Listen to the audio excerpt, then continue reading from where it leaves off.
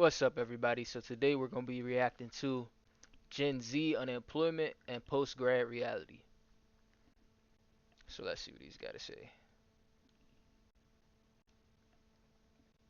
Hey guys, Basti here, and I wanted to make a video today because I know this topic, kind of age group, really affects at least someone you know, and if not, affected yourself. So today I'll be talking about the current status of the job market, and specifically for postgrads and this generation that has really been given a job market that has probably historically been the worst, if not one of the worst, since around the 80s and around the pandemic. But even around in the pandemic, a lot of these industries were hiring soon after because it did have a really big rebound from 20% back to normal levels within like 6 to 8 months. Picking these, whether they like it or not, will give them the security that they're after. And that's really the whole point of college, is the ROI of that major that you seek the education for, where you're spending thousands of dollars now to learn and to progress later on in life more than someone who didn't get that specialized degree in order to earn a higher salary.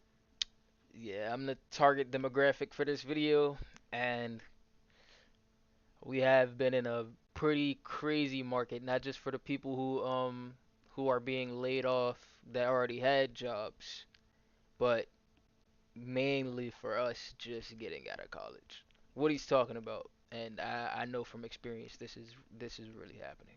Later on and receive a greater investment and return on said education that you forked over the thousands of dollars for in your early 20s. But in reality, it's not just about the major anymore. The entry points for a career have really narrowed, and we've really seen this in the last 2 to 3 years, and especially in 2025. Yup, no entry level jobs. And then I just reacted to a video for a lot of people think that it's easier to get into blue collar jobs now, but I just reacted to a plumber and probably like 2 or 3 videos ago, and he was talking about how there's no more good entry paths for even blue collar work. Well, him specifically being a plumber, like Trump just got rid of Job Corps, which I also talked about in that video, and so there's no government funded ways to get into apprenticeships or whatever, and now like he said, companies aren't trying to pay for licenses, their employees to get licenses, which I'm pretty sure you could probably go out and get a license on your own, but in the past that was a thing that companies were doing, and now they're not even doing that.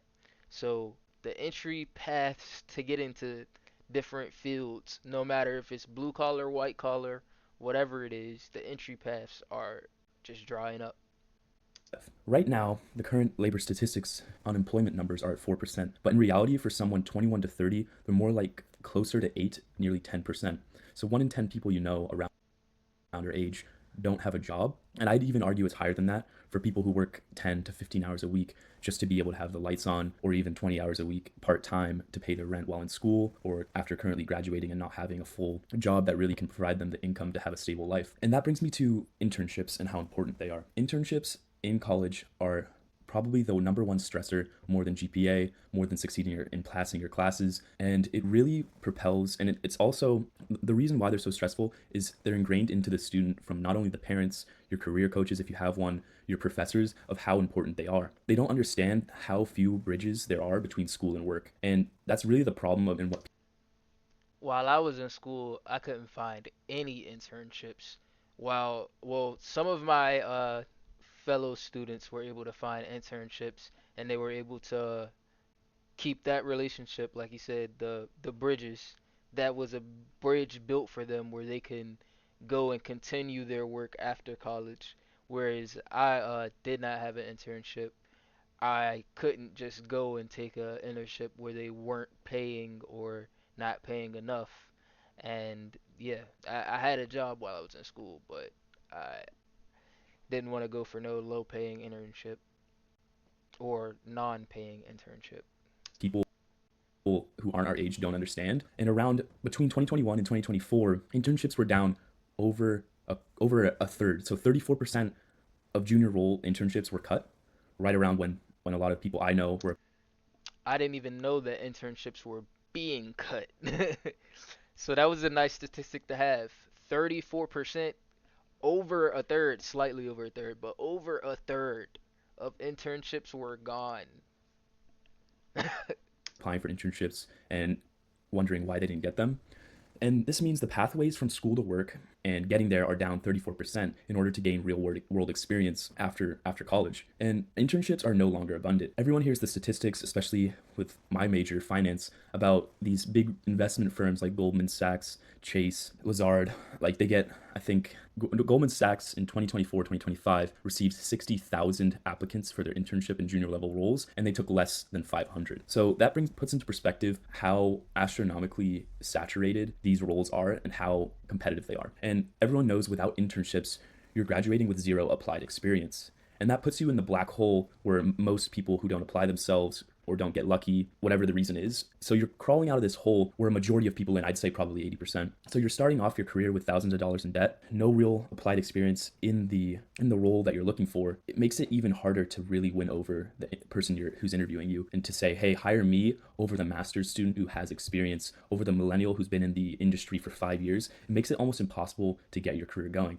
And that is the tension that current market for Gen Zers and similar ages that are feeling right now. It brings me to the death of the junior hiring and mentorship programs that these companies have. Companies have completely slashed junior level roles and early career programs. There's no more training and mentorship because these companies.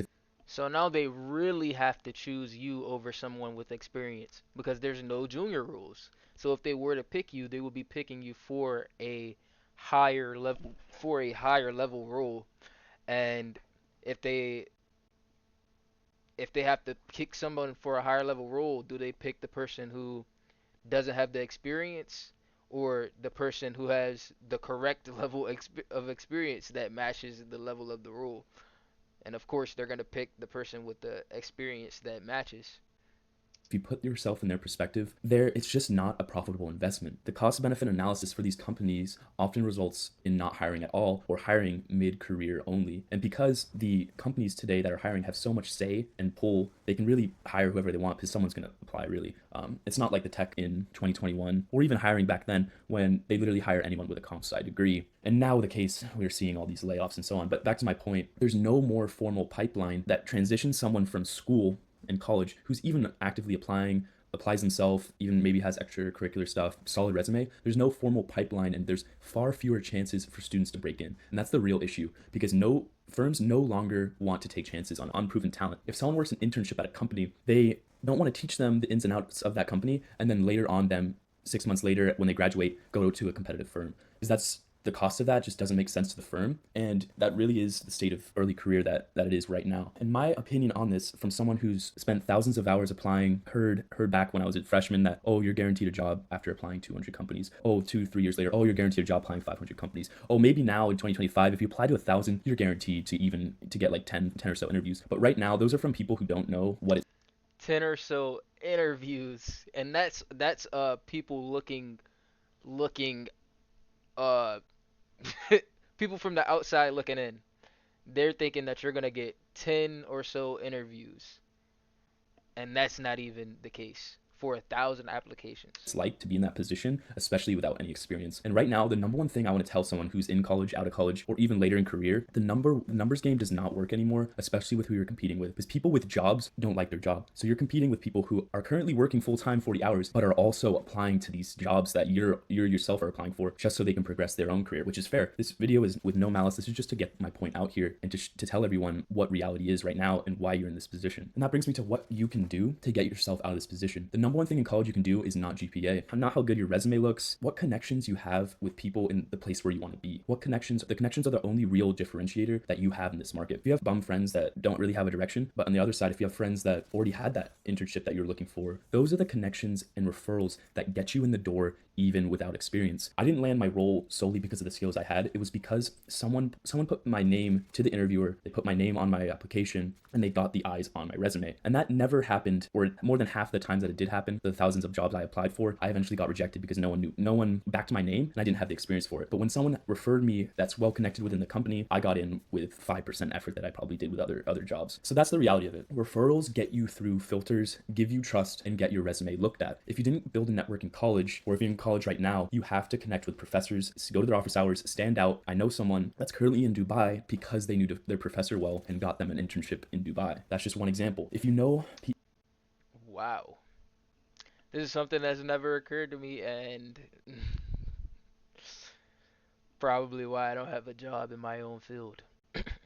If you have a strong network in college, you're likely to stand out in the system. Without a personal in, the reality of this job market is you're just another name in a black hole. Get your name out there, start connecting with alumni, probably the best start. If not, friends you know who've worked at companies, you got to get the ball rolling, and eventually, I promise you, it will work. It's way better than spending 5, 6, 7 hours a day just hitting the apply button because you're really just wasting your time. The brutal truth is nepotism works. This generation has walked into an economic system that feels rigged, even with the fancy comp sci, engineering, STEM major, or even finance like myself. And the reason why But the thing is, when I now think about it, I had to let a little time pass from what he just said.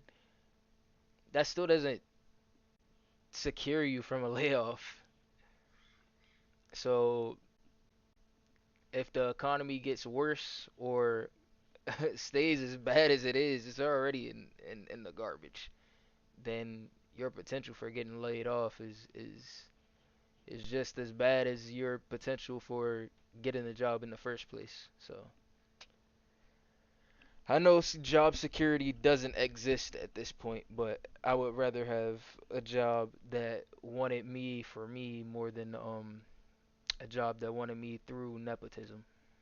so invested in this because of my personal experience, but no one really prepped me, especially when I was younger, for the job market that we're in. Internships are rare, entry level requires experience, and company, it's just the whole system is rigged against you. So you have to be smart and advocate for yourself. And luckily, I was able to do this, land my first job, and with enough testing experience, I'm on my way to a 6 figure role, letting you guys out know how this upward mobility can change your life and push you to be in the career and have the safety that you're really craving. Because you're only a college student for so long, and you have to be thinking about the bigger picture before you even think that you should. So hope you guys enjoyed my thoughts. Share your own experiences in the comments and let me know what you want to hear about next time. And if there's something else you want me to touch on later, hit that subscribe button and I'll see you guys in the next one.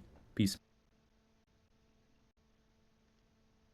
Guess which student All right, let me know what you think. He's on his way to a six-figure career already, straight out of college. I just seen another one of his videos. I didn't make a video about it, but he's straight out of college. So yeah, he made it work, maybe. Cause like I said, layoffs are the reaper.